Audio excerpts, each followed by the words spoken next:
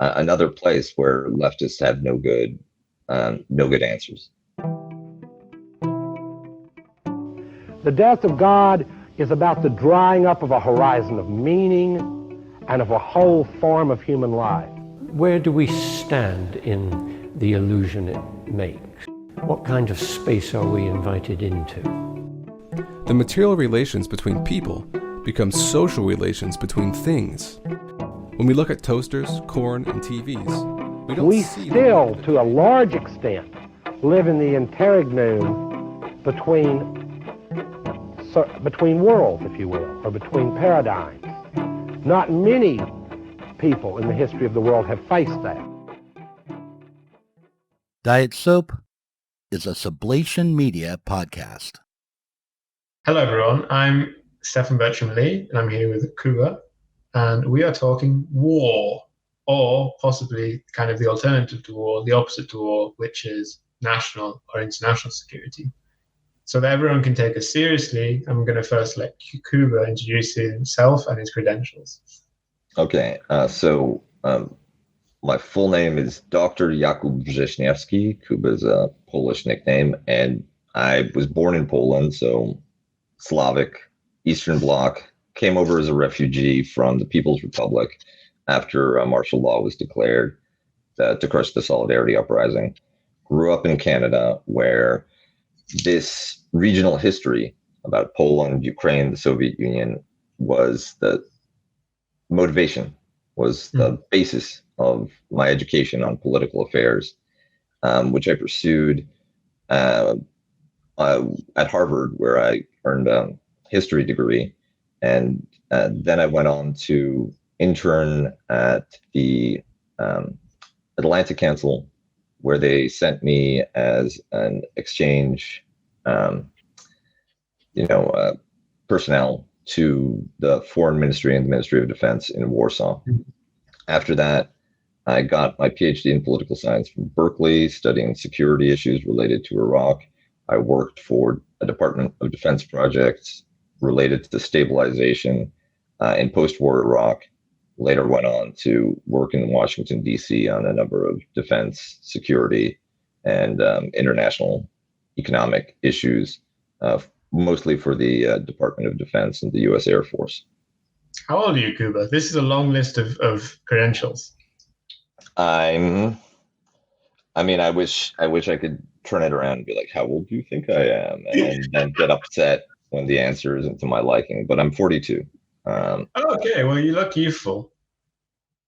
Not as youthful as you, but yeah, but I'm 16 years younger. Unlike Kuba, I'm a youth. I haven't finished my PhD. But on one hand, I did volunteer in the Syrian civil war with the Epigate, and I read a lot of tweets. So in that context, I'm going to be mostly asking questions, and Kuba is going to be the one answering them. Tweets, to be fair, are the monographs of the age. They're sick. It's good. I mean, it's a fantastic way of like kind of accepting that in our present moment, everything will be made into the tiniest possible thing, which can possibly actually teach you anything about what's happening. But anyway, Kuba, so there's kind of an idea of, I mean, for a long time, there's been an idea of national security. And there was the transition from kind of departments of war to departments of defense. It's something that's really now quite old. It's 100 years or more. But since the Cold War, there's also this kind of concept of international security or global security. And this sits into a context where, as we've seen in recent days, we have this kind of totally globalized financial and economic system where all countries basically participate in it in a global state. So in this context, what is kind of the relationship between national security and global security or international security? And can the two be taken apart from each other? Excellent question. And I'll start by, this is the history degree coming out, going all the way back to where the foundations of Western understanding of peace and war come from. While in the Middle Ages, in the Roman period, you didn't have a notion of security. There was just war, and war could be waged for a number of reasons. A lot of them were very practical and very obvious. We want their land. We want to enslave them, or we don't like the way they look. We find them threatening. They don't listen to the same emperor we listen to. Let's fight. And going all the way back, right? War has been a constant form of human engagement, human social engagement, as far back as we have an archaeological record. Other primates, chimpanzees, especially, they have organized group violence. So war is a sort of basic condition of human life. And as societies develop, it gets subsumed into their moral and political and cultural stories. So in the Middle Ages, the basis of the civilization is Christianity, and war is justified primarily on religious grounds. If you fight the infidel, it's no problem. In fact, early colonialism was explicitly authorized by the Pope that gave authorization to the Portuguese and the Spanish to divide up the world, into two hemispheres.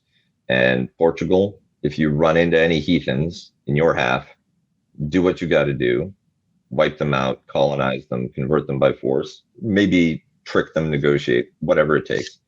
But get them on our side. Spain, you've got the other half. Guys, go. And this wasn't seen at all as problematic. Similarly, in Islam, you have a concept of jihad.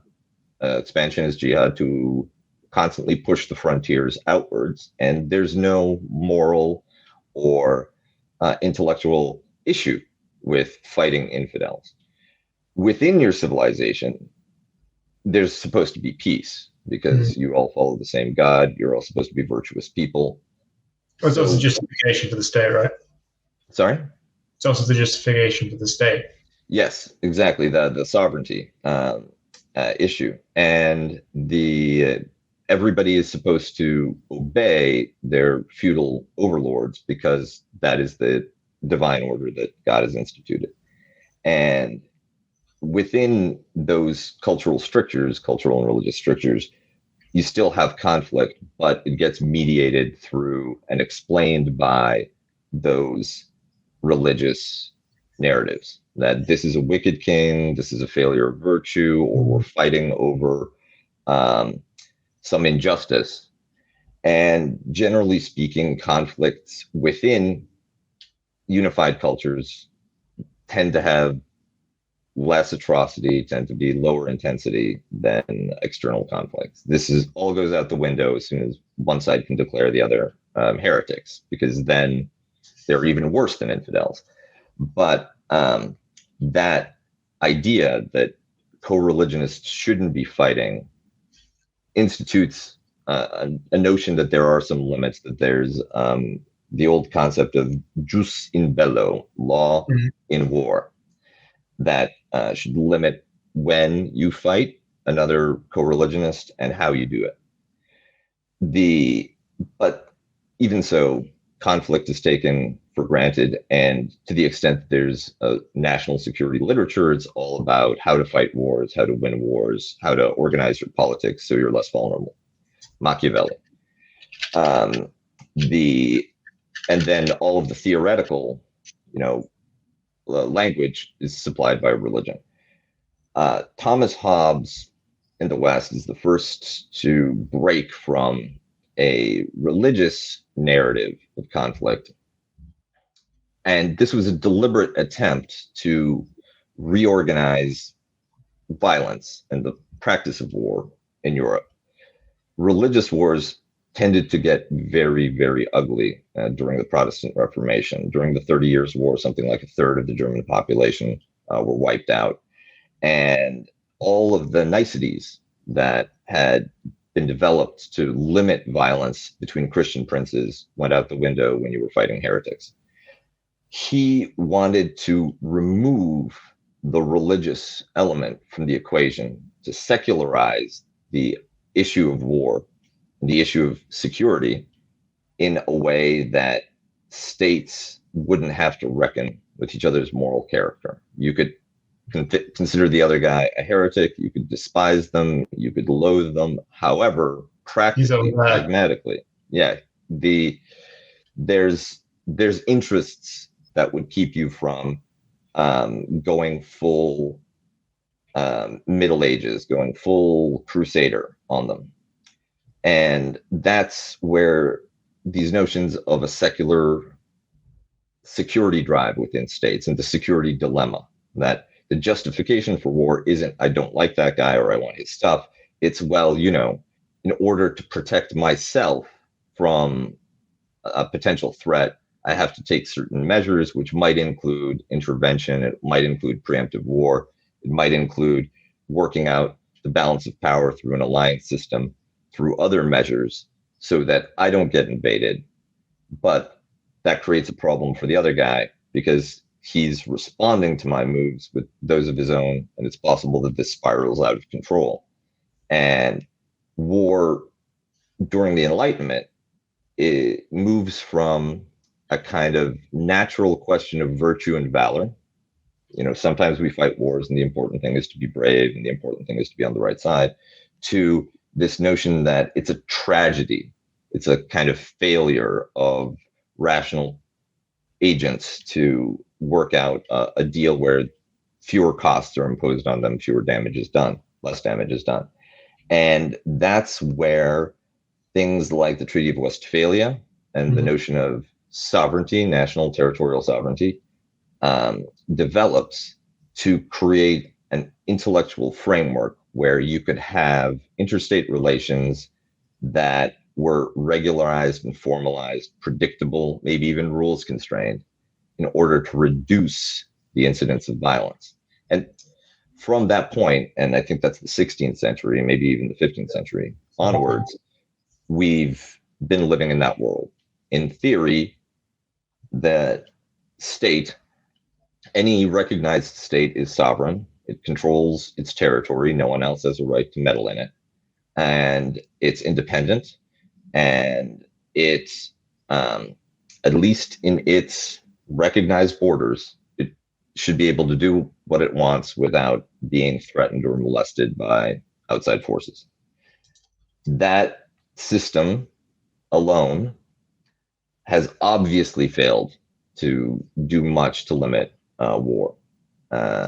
You have constant violations of territorial sovereignty, even in proper civilized Western countries. A lot of media are discovering, to their shock and dismay, that war is possible between white peoples, and that even civilized places like Kiev might be subject to the type of destruction that we're used to seeing in the brown or more Muslim-y parts of the world. The end to the McDonald's theory of peace. Oh yes, exactly. The Thomas Friedman, genius of globalization. I was surprised that Armenia didn't have one, or does that war not count?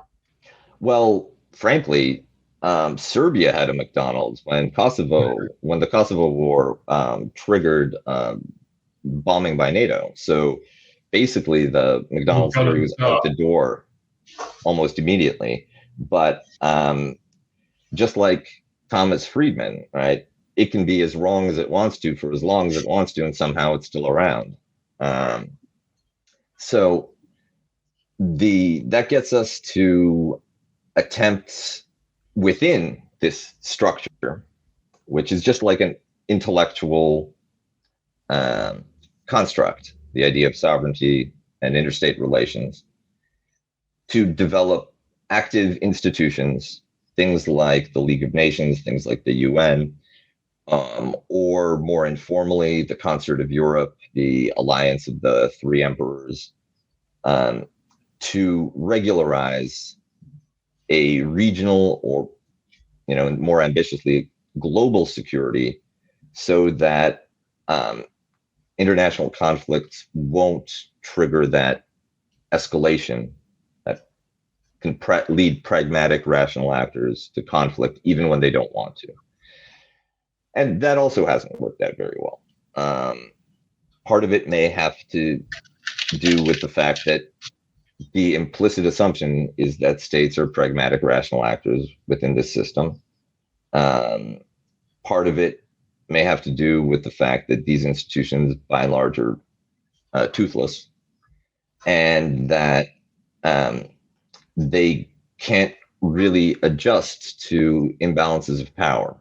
For instance, after the Cold War, when the United States could impose its hegemony unilaterally without the mediating influence of the UN or other security institutions of a global nature, which included rivals as well as allies, it just ignored the UN completely, did what it wanted through NATO. The US tried to leave the UN under Trump. I don't know if it formally left. It broke with a number of UN agencies. Yeah. Famously, the UN relationship was strained when I think George W. Bush was the one who appointed Bolton as ambassador, and he announced that the world would be better off if 7 or 3 or some number of floors in the UN headquarters were just bombed out. And that expression of contempt for this institution, which is supposed to be the voice of reason, which is supposed to temper. And the US even got to put it in New York, Exactly. It's your own hometown. But this also points to another issue, which is nobody hates Americans like other Americans, right? People have been fighting their woke wars through Ukraine.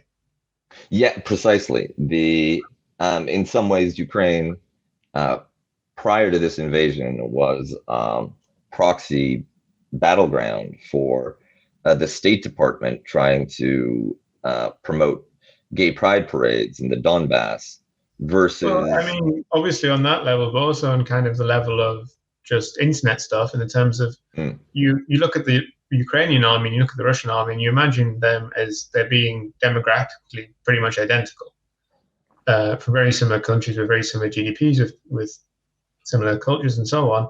And then in the minds of people online, the Russian army gets cast as kind of like some masculinist, conservative, reactionary army, which is either good or bad. Mm-hmm. And then the Ukrainian army is kind of cast as like the liberal, utopian, they, them, twink army, when of course neither of these things are true, and that these institutions are much more similar to each other than any Western ideas about them. Absolutely. And one major problem of not just the left in the West, but liberals even more so, is that rather than taking an objective and considered look at the nations that are being discussed, they instead transpose their own categories and their own moral framework everywhere, indiscriminately, looking for their counterparts to ally with and to promote, and the counterparts of their domestic enemies.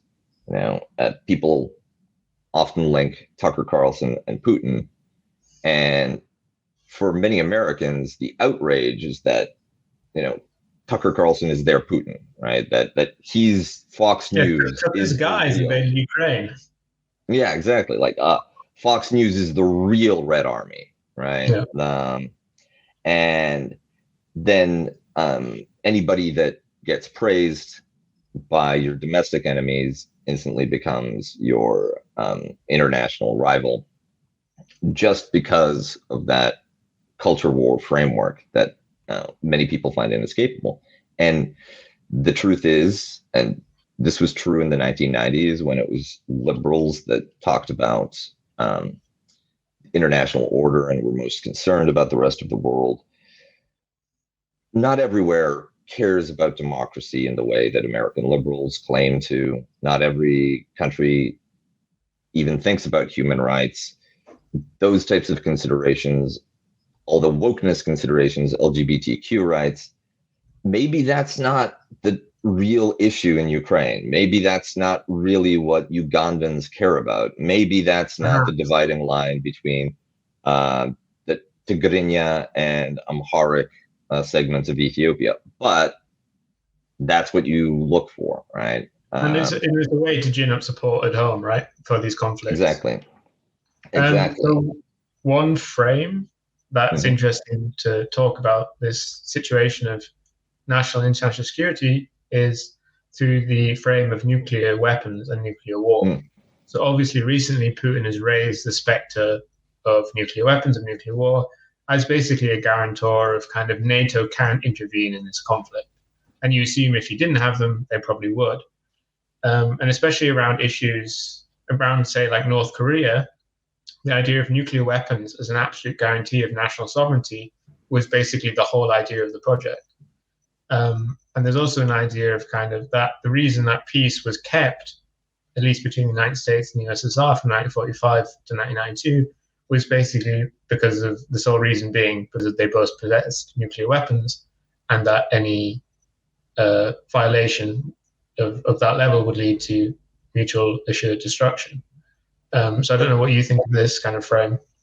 No, I think that there's something to be said for the existence of nuclear weapons as the hard power platform that allows a sovereignty-based Westphalian system to actually achieve some level of durable security. Problem is that not all the weapons are distributed broadly enough. The problem is that some countries are outside of one superpower or the other's nuclear umbrella, but it is a powerful break to moves that could lead to open war between superpowers. A World War II type confrontation with Russia, that would be difficult to manage precisely because there's no way to neutralize or deal with or mitigate or recover from a Russian comprehensive strategic strike. And that the same is true of Russia. They could not survive a coordinated nuclear assault by NATO either.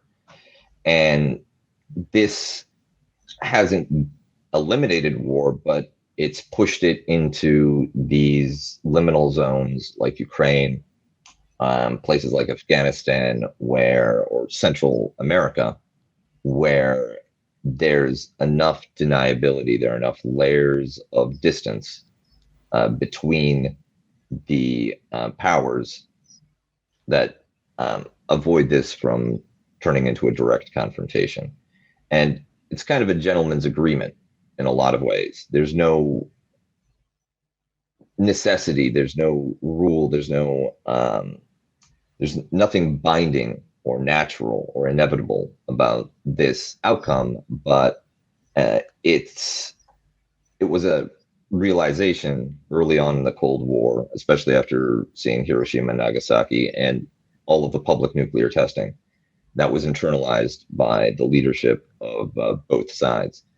And this is what makes it dangerous when someone starts tweeting, nuclear war is terrible, but because this is a time where it's thank God our leaders are so old.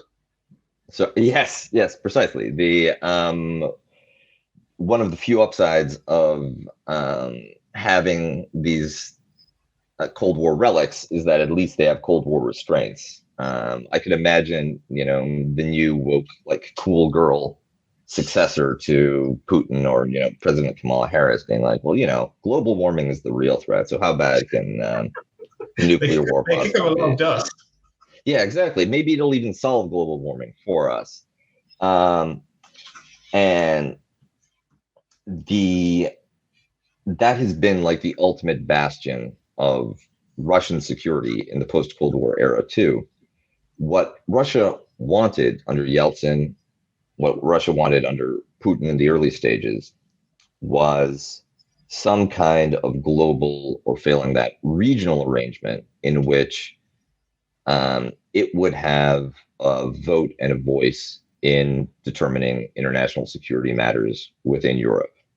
They felt that they had an interest in the security affairs that were in their what they perceive as their own backyard. And the Soviet Union had been relatively effective in maintaining its security through negotiations, through international forums, through summit talks with the United States. And they expected that that would continue after the end of the Cold War, but in a friendlier way, and acknowledging that their diminished power would mean that they had less to say about it. One factor that often gets overlooked in looking at the post-Cold War security situation is that the Soviet Union had been essentially bankrupted by its military spending. And the truncated, impoverished post-Soviet Russia, one blessing of the end of the Cold War, what for them was this enforced demilitarization. They could finally get out of the imperatives that had driven so much destructive spending, so much destructive investment, and also so much actual death for the Red Army, for the Soviet Union. And then they assumed that this would be reciprocal, that the United States too could decommission nuclear weapons, could demilitarize, that NATO could go away, and that you could work on material problems. After all, they had gone through an extensive period of, I don't want to put labels on it, but they called it communism, they called it socialism. We can certainly at least agree that it was de-bourgeoification. And so they failed to account for the mentality of the United States, which tends to have a much shorter time frame in terms of making their cost-benefit analysis, and a much more aggressive will to wealth. And the moves that the United States made as a unipolar order, from the perspective not just of a sort of Russian Soviet long-term planner, but also of a Bismarck figure or a Napoleon, anyone who has historical time horizons, rather than worrying about the next electoral cycle, realizing that there's only 3 more years left on their clock because it's Obama's second term, and looking to the possibility of exit as a billionaire, which is the position of essentially a living god in a Western country. Those post-Soviet, post-Cold War decisions made by the United States were very transactional and very short-sighted. The idea being that you just run up victories, symbolic victories, in order to shore up your position at home, so you can push neoliberalism so that your banker friends will reward you when you come out of power. And the consideration of will this lead to a Russian invasion of Ukraine 10 years from now? Not your problem, right? That's a problem for the guy 10 years from now. And we're America, we can figure it out. We don't need the UN. We don't even need NATO.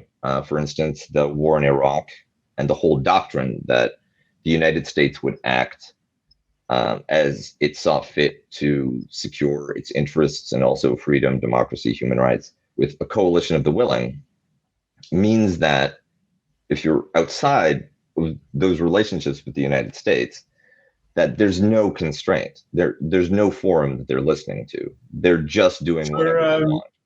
For people who might not be aware, Ukraine deployed 1,600 troops to Iraq in 2003. Yeah, exactly. They were trying out for NATO. Time. Yeah, exactly. Georgia too was very aggressive in signaling its support for the Iraq War, sending troops. And when it was invaded, not only did NATO absolutely fail to do anything to prevent Russian aggression, but the best they got was the return of their 300 soldiers from Baghdad to try to defend Tbilisi. It's perverse, the the system that was created by the United States in the Cold War period. And the thing is, it would be bad enough if it worked badly for Russia, if it worked badly for China, if it had no place for them, but instead imposed conditions worldwide that favored the United States and favored American interests. But it also worked very badly for a lot of people on what was nominally the American side. The Georgians, now the Ukrainians, they get hung out to dry, even as they're encouraged to stand up to American rivals. The Kurds too in the 90s, right? Yes, the Kurds in the 90s and Rojava too. Yeah. Once they had served their purposes, Trump made a transactional deal with Erdogan, and that was that. So the Cold War had a system in place through bipolarity and through the UN based on this national sovereignty concept that was shredded in the post-war context. And the American-led order was never institutionalized. Instead, it was a combination of ad hoc unilateralism, we do whatever we want, a patina of moralizing about universal rights, democracy, freedom, human rights, and then this hope or this unfounded expectation that economic globalization was going to solve every security crisis anyway through mutual interdependence. And that through this standoff with Russia, at least, and the intensifying confrontation with China as well, you might have been able to say, well, if you look at the countries that get invaded or the ones that have security problems, they are the least integrated in the global economy. I don't think that that holds water if you look at it more closely. Iraq was in a box, Afghanistan underdeveloped, that was in a box too. But countries like Panama, countries like Colombia, Mexico with the war on drugs that are subject to American security intervention. And we can't say war because the United States never declares war. But those countries are deeply enmeshed in international trade with the United States. I mean, Syria was a Middle East. It was a middle economy country, which was full of like CIA black sites. These things can like shift quite quickly too. Yes, and similarly, Libya had done all of the things that it was supposed to. It had given up its weapons of mass destruction. It had cooperated with the West. It had begun selling oil and opening up its oil sector. But it turns out that, and these are lessons that every country outside of the Western alliance system learned through the 90s and 2000s, that if you do what the Americans say, if you don't do what the Americans say and you don't have nuclear weapons, they might come in and force you. But if you do what the Americans say, if there's a moment of weakness, they might depose you as well. And so another word which is used in this context is escalation.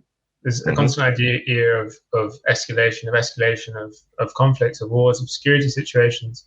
There's especially this idea of kind of like from a Tom Clancy novel that once like one side shoots down another jet, then the other side needs to shoot down another jet, and then blah, blah, blah, blah, blah, blah, blah, total war. But this is, I think, something I probably instinctively believed because it's kind of a hegemonic idea in popular culture. But then from actually watching wars in my very lived experience and more generally, I've got the impression it's not really true at all. I think the clearest example was kind of this conflict between Turkey and Russia in Syria, where, you know, Turkey shoots down a Russian jet, Russians don't really do anything. A few years later, Russia kills 90 Turkish soldiers in a direct, deliberate bombing campaign in Idlib, and Turkey doesn't really do anything. And another example for me was the Iran situation. I don't know, I've told this story and people have disputed the level of this, But to me, my impression was the US killed Soleimani, and then Iran and the US got into like direct dialogue, and they agreed that Iran is going to launch these ballistic missiles at this base if it gives a little bit of forewarning via its intermediaries in Kurdish Iraq, and then basically the matter would be closed. And then I heard that afterwards Trump was like, can we do an airstrike? And Iran was like, no. I also heard that they hit a CIA regional director on a transport flight over Afghanistan or Pakistan, and that was the payback for Soleimani. And there's an awareness on the part of countries that escalation is potentially a big deal, and that's why. Yeah, I just wanted to contextualize the question completely. To what degree do you think these stages, these conflicts, these wars are stage managed at the highest level in order that they don't go beyond what the people involved want them to go?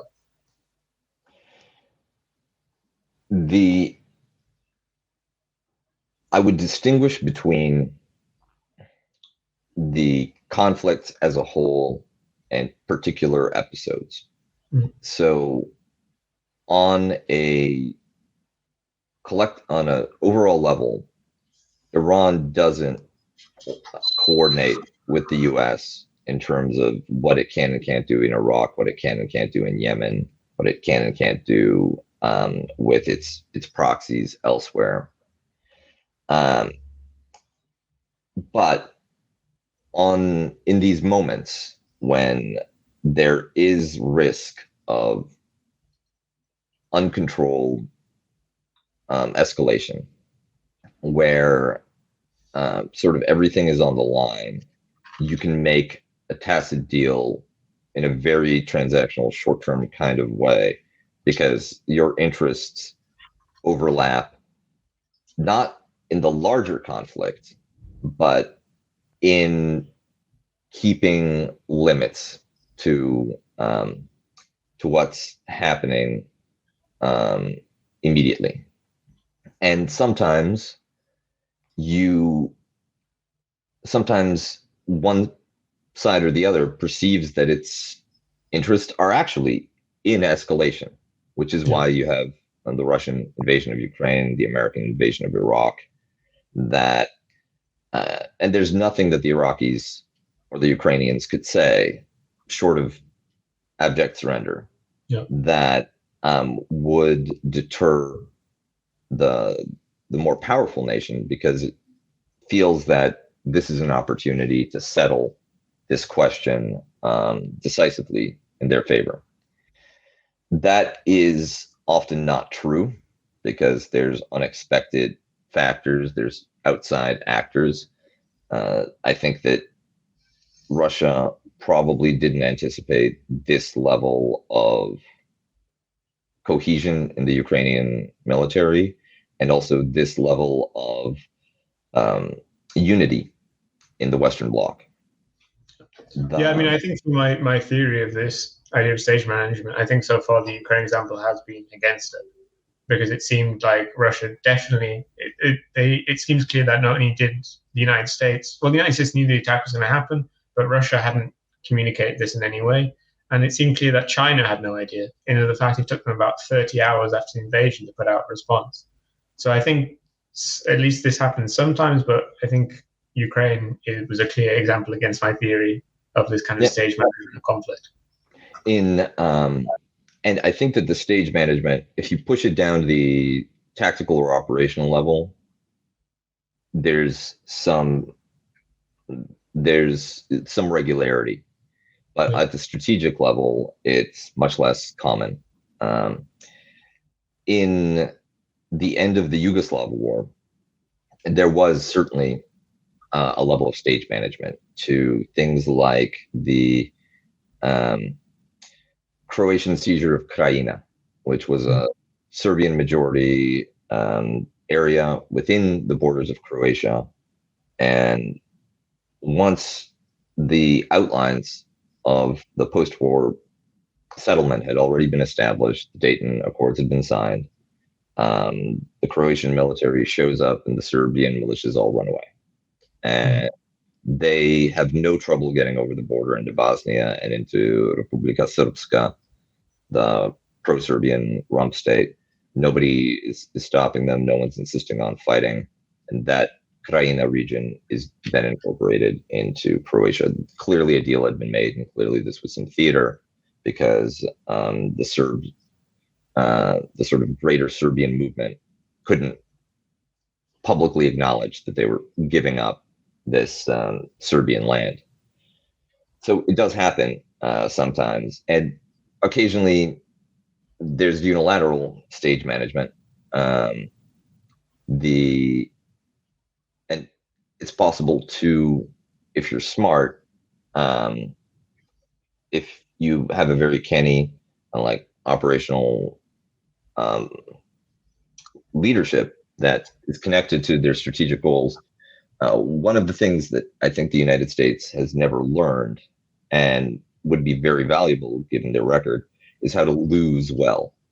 So once it became clear that Iraq was going to be a disaster and that their occupation would fail, rather than stage managing this withdrawal where they just gradually get tired and go home and pretend that everything was okay, they should have just lost to whichever nationalist figure they thought would be most reasonable in a post-war negotiation, right? Like, personally, I think that they should have made Muqtada al-Sadr public enemy number one, talk about how terrible he is and how he's done so much damage and how, we really hate him.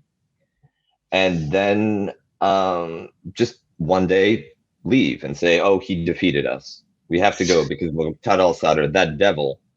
Then you give him a tremendous political boost domestically, which helps in his stabilization of the country, because you don't want what ended up happening, which is a chaotic and broken Iraq, leading to... everyone that was kind of legitimately participating in elections were people which had to somehow engage with you and thus become despised, and then et cetera, et cetera, et cetera. Exactly. And that, but these are some of the reasons why the United States was a terrible hegemon, right? It wanted to have a unipolar world order and a unilateral free hand to impose rules that everybody else would need to obey. But it didn't have the wherewithal to do it effectively, which is the worst possible thing. If you're not going to do the unilateralism in a sufficiently ruthless and capable manner to actually benefit from it, then you're just creating maximal damage. Just go through the UN. Just let the Russians into NATO, just disband, just let other countries have share both a voice in security arrangements, but you can also slow off a bunch of responsibility on them. Responsibility which the United States was very ill-suited to take on as a global hegemon. And now I'd like to pivot to sort of what happens after American hegemony. And what Putin has always been favoring has been multipolarity, right? He recognizes that China is too strong for there to be a bipolar division, a return to Cold War bipolarity. So multipolarity, the idea that there's a Russian sphere, a Chinese sphere, American sphere. Ideally, you'd hive off the European sphere from the American sphere, so to reduce that block. And then regionally, those powers could order their security environment the way they saw fit. And there'd be kind of like sub-actors like Iran and Pakistan would help to deal with Afghanistan and help to deal with Iraq and so on. Exactly. You'd have to talk to, there'd be some countries that you just faxed instructions to, like Belarus. There'd be some countries that you actually had to talk to, like Turkey. And then at the peak level, right? A European, a Russian, a Chinese, and an American would sit down and what are we going to do about nuclear weapons? What are we going to do about Islamic terrorism?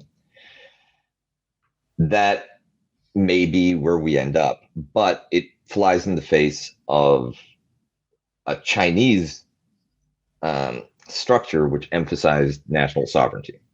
Yeah.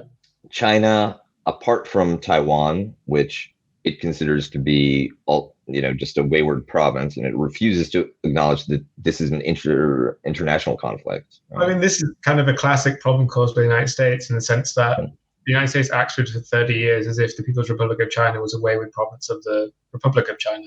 Like the US has always had a one China policy, so it's not strange that China also has one. Well, yes, this is true. I mean, the Taiwan also insisted on the one China policy for a very long time, as long as it was ruled by the Kuomintang. And the last, the people who weren't in on the one China policy were, of course, the inhabitants of Taiwan, where there has always been a substantial substantial segment of the population that doesn't really see itself as integral, right? Like as intrinsically linked to mainland China, and increasingly has sought to establish formal independence. Now, the Chinese model of emphasizing state sovereignty and non-intervention in the matters of other countries, that's a little bit of a weapon of the weak, right? That's what you do when you can't meddle in other countries for one reason or another. So it's questionable how sincere it is. China has no problem trying to censor media or public statements made in other countries for other publics, especially on issues like Taiwan. So this might just be their stepping stone to the regional sphere of influence, or potentially Chinese global hegemony. But no need to jump all the way there at this point. So we have American unipolarity, the Russian idea of multipolarity, the notion of global institutionalized security orders like the UN Security Council, which is exactly why it was established. The UN Security Council, nominally, according to the UN Charter, is the only body that can authorize the use of force for international goals. But that's been defunct. It was a nice dream that survived a few years into the 90s before people wised up to what was really going on. One issue is that we don't really have alternative visions for how to handle security. The population, the community that thinks about these issues in a way that can be operationalized.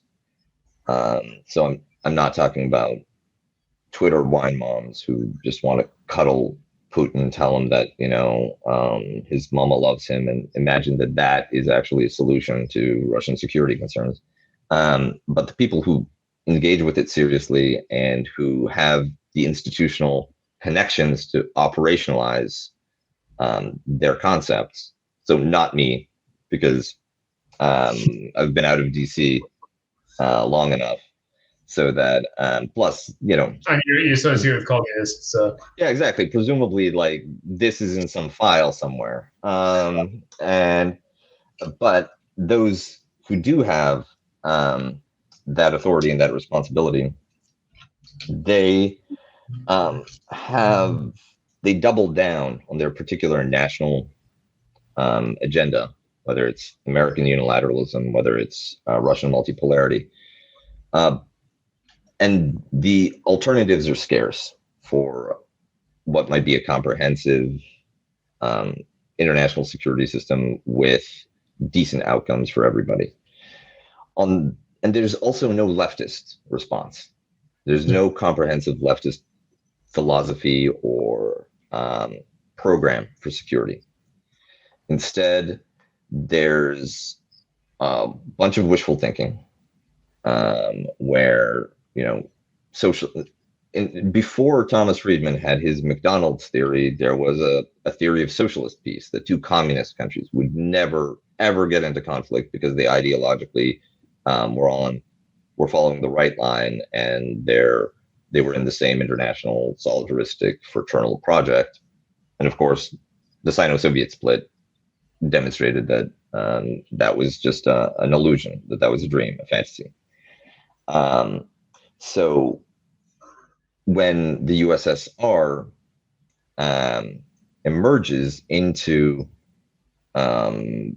first the 1930s multipolar world, and then after World War II into this international system where it's confronting the United States, it doesn't do so under a new socialist paradigm for international security, but just behaves like any other imperialist, militarist, you name it, country, in terms of looking after hard power, trying to balance, trying to create spheres of influence, alliance structures, and pursuing its own strategic imperatives without a real ideological gloss. You'll work with whoever is willing to be useful, and the way that you work, assassination, subversion, popular movements when it's convenient. When they're popular.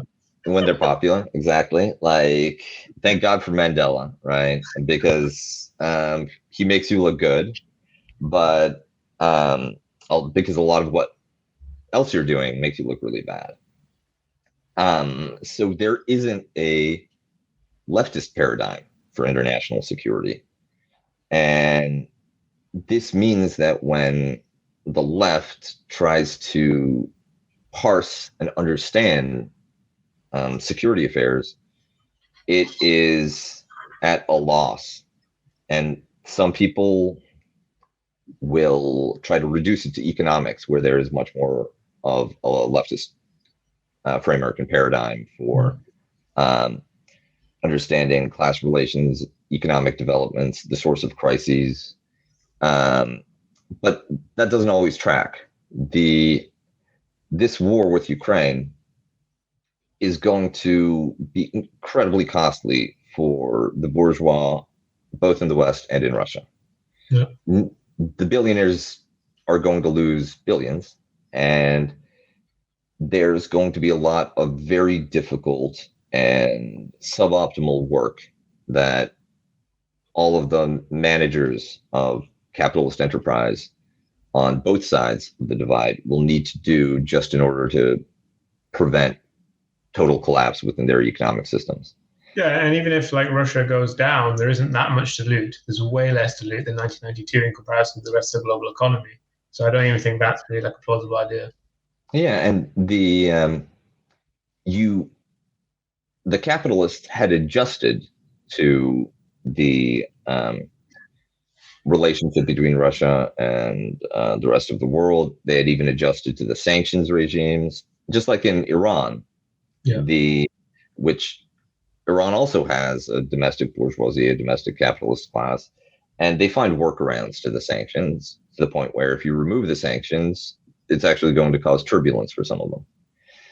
And so you can live with those types of relations, that level of stable tension.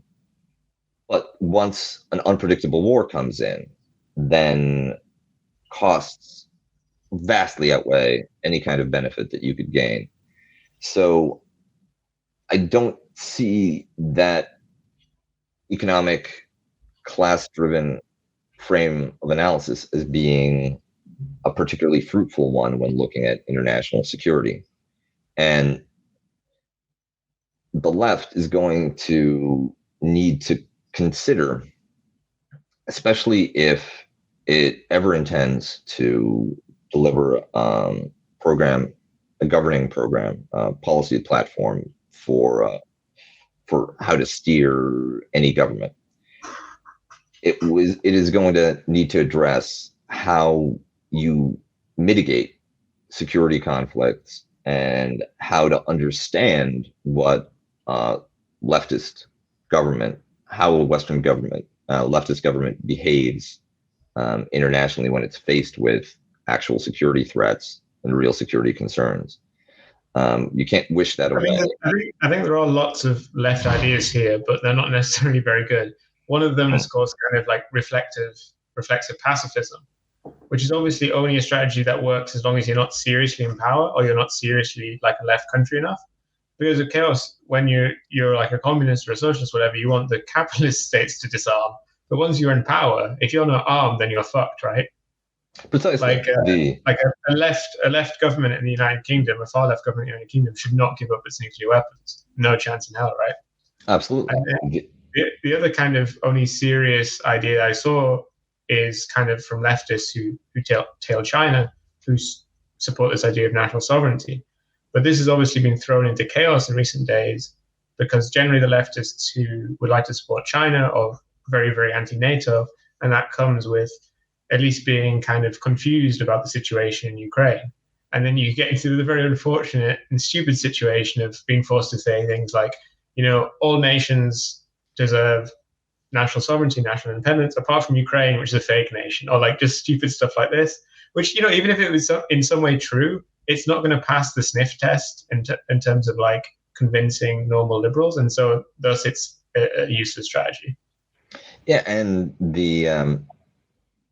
that's the thing, right? If you mean it when you say that sovereignty should be the basis of the international order, well, you're going to find all kinds of very unpalatable applications of that philosophy, which will be difficult to sustain with the other commitments that come with being a leftist. And if not only that, but the concept of sovereignty is somewhat legalistic, right? Like Ukraine is sovereign, but Chechnya was not. Yeah. Kurdistan is not. Kurdish regional government isn't. Exactly. The Kurdish regional government is not sovereign, but something like the Democratic Republic of Congo, which barely can control its own capital city, that's a sovereign country. So it's not a coincidence that a system based on territorially sovereign nation states has led to more and more breakup and fragmentation, as it turns out that certain large countries just can't hold things together, especially in an international order which castigates them for human rights violations when it's convenient, right? And then you end up with South Sudan, North Sudan. You end up with the breakup of not only Yugoslavia, but also Kosovo detached from Serbia, the collapse of the Soviet Union into its constituent republics, all kinds of fragmentation into smaller and smaller units that, maybe at this level, they can sustain sovereignty, right? Like maybe, okay, the city was too big, but I've got a really good feeling if we just devolve sovereignty to the neighborhoods.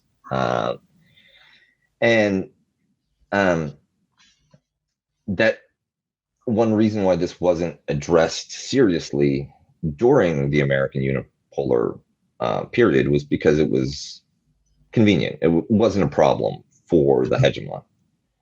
Smaller units are easier to control, persuade, buy off.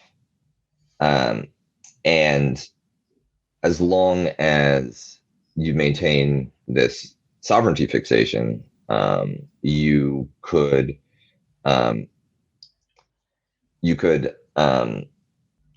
larger states were under pressure to try to assert that meaningful sovereignty over their territory.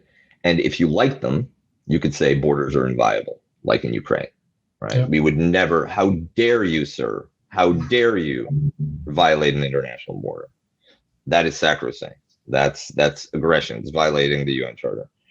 Then again, when it's an inconvenient rule, like in Kosovo or Iraq, then you have the human rights responsibility to protect doctrine that's appended to the international system and to American hegemony in the 90s onwards that lets you overrule that sovereignty. Do you know Football Manager?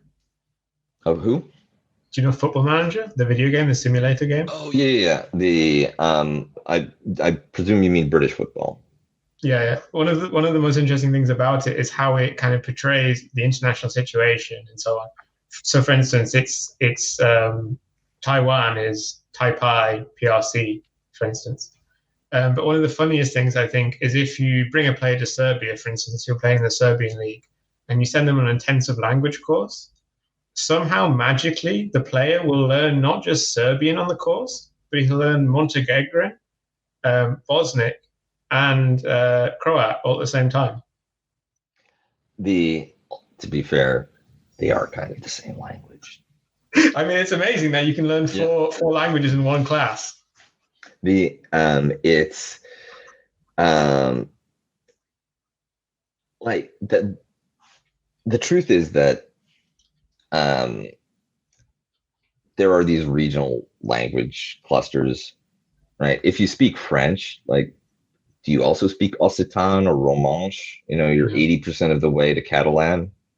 If you speak Polish, then you're 90% of the way to Slovak. I mean, I discovered this because I had to ask for directions to an internet cafe in a small town in Slovakia. And I realized that nobody spoke English. And I'm like, I'm going to do like a bad, ethno-chauvinist thing. And now I'm going to ask you this question in Polish because I think that you actually will understand. Were you in the north? Slovakia, all of them. It's not a bilingual situation. It's not. No, I was wondering if you were in a place that was annexed in 1939. No, it was not. And Okay, that was that from the would Czech be Republic.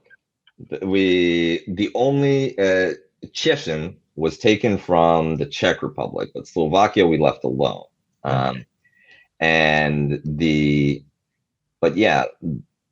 There was a look of annoyance on the nice lady's face, and she was about to chew me out and be like, "Here we speak Slovak," and then she realized that she did actually understand what my question was, and she could just give me directions. And she answered me in Slovak, and it was like 80%, 90%. It's like, I go that way. It's about 1.5 kilometers. There's either going to be a graveyard or a church, and it's across from that. She's like, yes. Well, you know, Zelensky is a Russian actor. Yes. And that's the thing. What does it mean for Ukrainian to be a nationality if everyone, 60% of the population is natively Russophone? And I think that what this points to is just, yes, Ukraine is a fake country.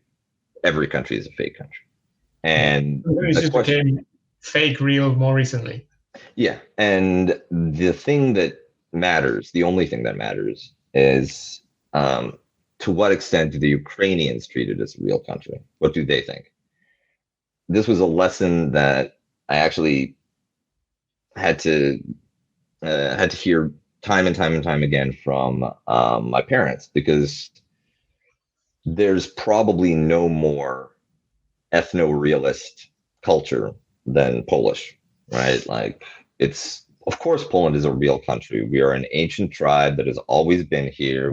We have our own language, right? We have kings and everything, and we know who we are, and others know that we're not them. The Russians know because the way they treat us. We know the Germans know because we have the receipts from the Third Reich. And therefore, it's the most obvious thing in the world. It's just treated as a fact. And similar facts apply to Russia, to Germany, to France. And when my family came to Canada, they couldn't understand how this place worked, because they were 2 or 3 years in, and it's like, we haven't met a single Canadian. We've met Chinese people, we've met Indian people, we've met French people, we've met British people, we've met German people, we've met so many other Polish people, but where are the Canadians? And you told them that, no, you're Canadians, and they're like, no, we're Polish, we have a Canadian passport. And when one of my dad's friends would say, like, Canada is the best social club in the world, it even issues its citizenship. And it took them probably over a decade of living in Canada to realize that if these people who are holding on to heritage languages, to like household and family customs, to different holidays, if all of them just decide that they're Canadian and that it's a real thing, that actually works pretty well. So in this context, and to move a bit back to security, but keeping it within this, one thing I wanted to ask you about, I was looking around today, I don't know if you know anything further about this, but obviously we've seen various footages from Ukraine of civil resistance, where Ukrainian civilians have kind of like harassed Russian soldiers, they've blockaded Russian soldiers.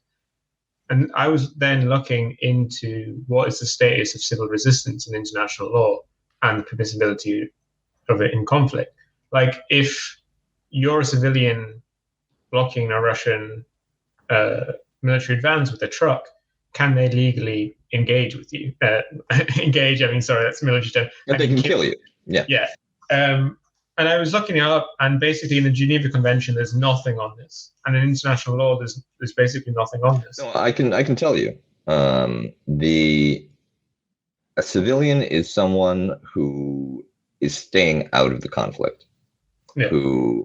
So if you are opposing a military force, even opposing in an unarmed way, in civilian clothes, you're actually a saboteur, a spy, or a terrorist.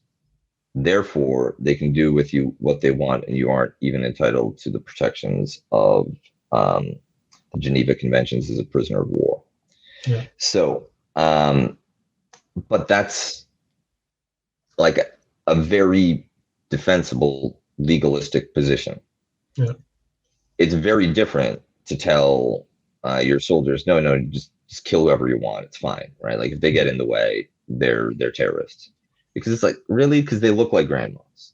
They look like my grandma.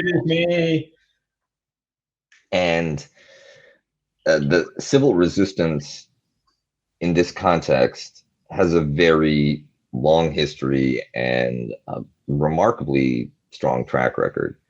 During the Golodomor and other periods of Soviet repression, there were the so-called babi bunti, which literally means like grandmothers' uprisings or resistance, where it almost always has to be women.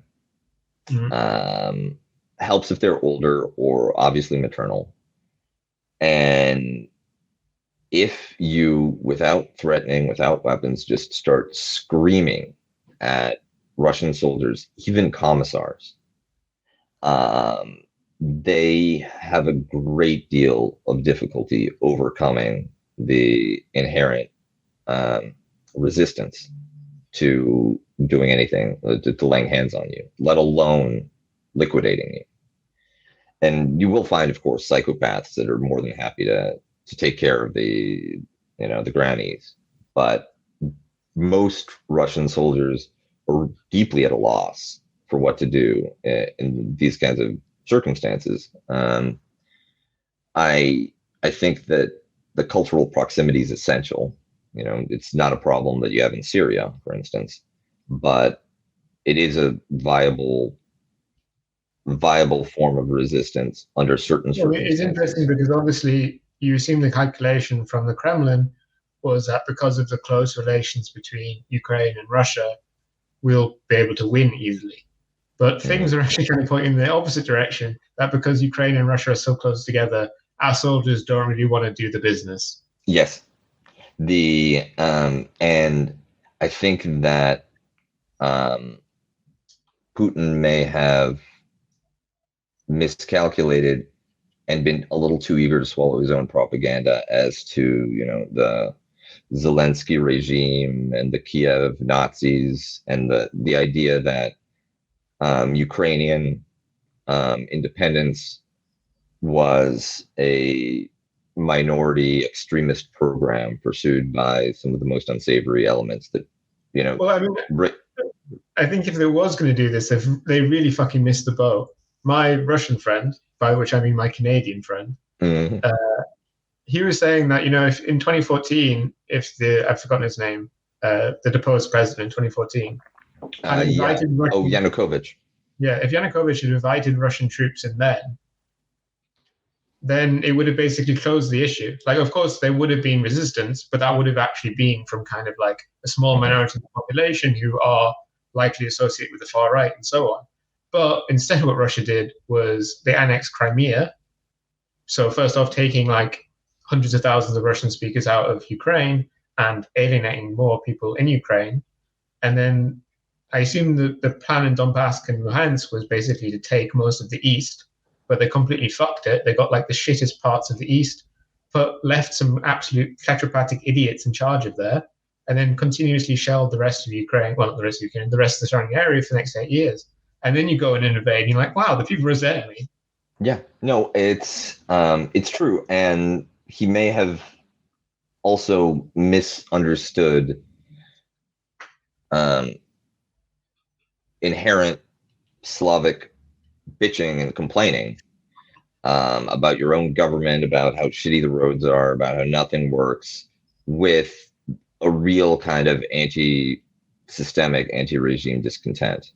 Yeah. He would have been better off going in with Poroshenko, too, who was an oligarch, than Zelensky, where many Ukrainians think that he hasn't done a great job. Many Ukrainians think he's completely out of his depth. Many Ukrainians, see him as kind of a Justin Trudeau superficial pretty boy figure that's a little too chummy with foreign interests. But when the war begins, as an actor, as a handsome person who's used to being the center of attention, who's used to media appearances, who's used to managing his image, together with, I have no reason to doubt, like, personal bravery, which he's been displaying in spades, which is a characteristic that both Russians and Ukrainians admire. He has been able to mobilize Ukrainian national resistance as a kind of patriotic figure. The fact that he's Jewish even helps, because it's like, look, even the Jew is staying in Kiev.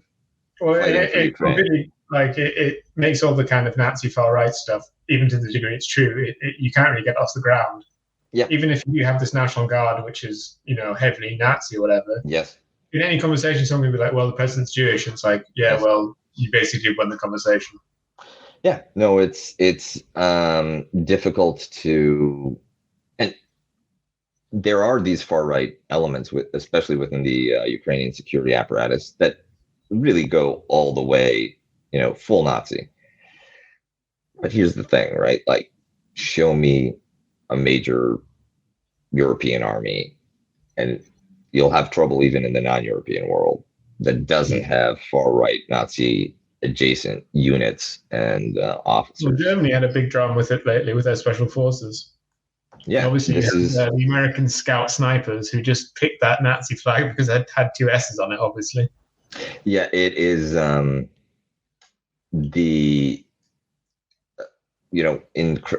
Greece, Golden Dawn had just shot through the police force. Police are potentially even worse than the military. They just attract far right elements because of their proximity to violence, their love of authority, and it's dangerous. It's extraordinarily dangerous. I mean, you know, there's the story about how in Greece, like on-duty police officers have like a separate polling place, and they counted the votes, and like 50% of the vote Golden Dawn. Cold what? They Sorry? voted Golden Dawn. Oh yeah. No, it's that's exactly what I mean. Yeah, it's and it's the flip side too is that even though you have far right Nazi militia or military units or people in uniform, that doesn't mean you're not like a regular country otherwise. Yeah. And that when online leftists focus myopically on the Nazi security elements, they miss out the fact that there is this whole other country that's filled with regular people. Yeah, because obviously this war is not going to lower the number of Nazis or the number of Nazis with guns in Ukraine. It's going to make it go way fucking up. If anything's going to happen from this war, it's Ukraine being Syriafied. Because the desperate situation, Zelensky is giving everyone guns, Nazis, criminals, whatever. And in this environment, it's exactly the best breeding ground for far-right nationalists. Yes, this is true. Indeed, the only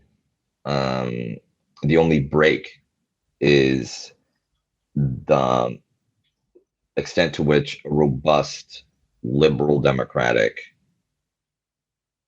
Ukrainian patriotism, with Zelensky modeling it as, the actor Jewish president who loves Ukraine so much that the first Ukrainian hero is not a Nazi.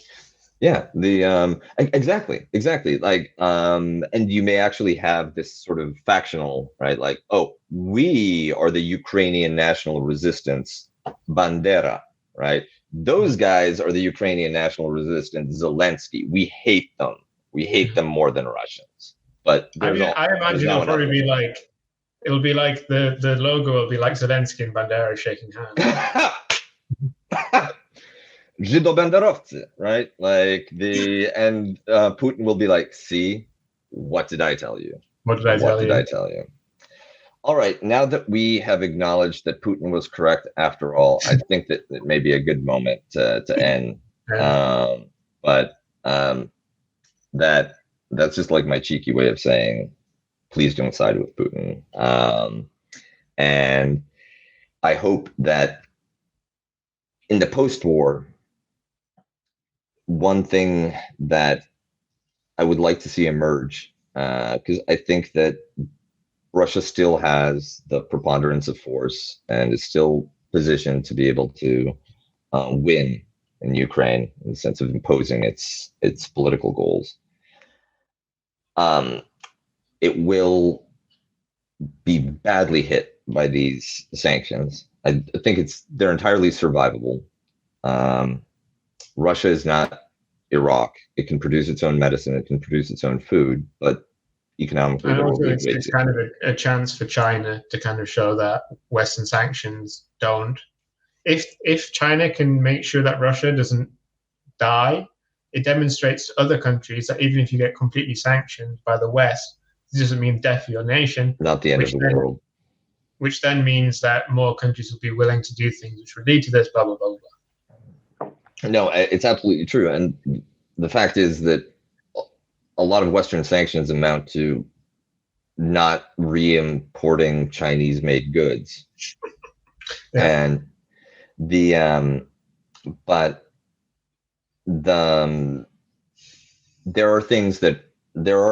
are some parts of the sanctions package, like not being able to play in the World Cup, those are going to sting. And so there's going to be a desire, because Europe too suffers from, high energy prices, economic losses, not being able to trade with Russia.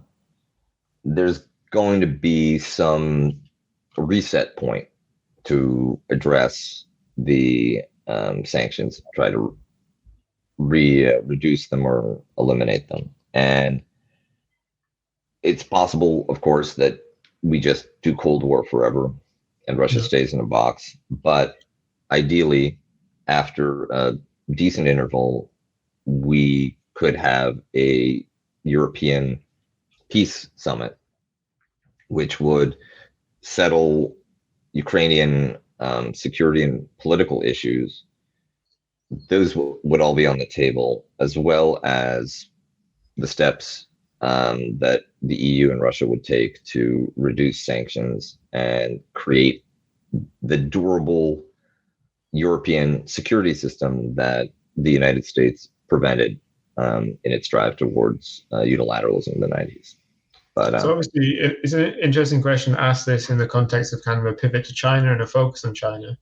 So maybe if we do this again and the audience is interested, we can talk about kind of how the situation in Ukraine will kind of help or hinder a US kind of pivot to China. Because obviously the idea, there's been recent murmurings in the West of trying to break Russia off from China, which you assume are now dead. But on the other hand, kind of this conflict has raised the desire among Western countries to be in NATO. Germany is going to rearm and so on. And will that facilitate a rise against China? Excellent. I would relish the opportunity to basically take these same questions and apply them to the other end of Eurasia. And I think that that's also extremely consequential and another place where leftists have no good answers. Yeah. But that'll have to wait until another day.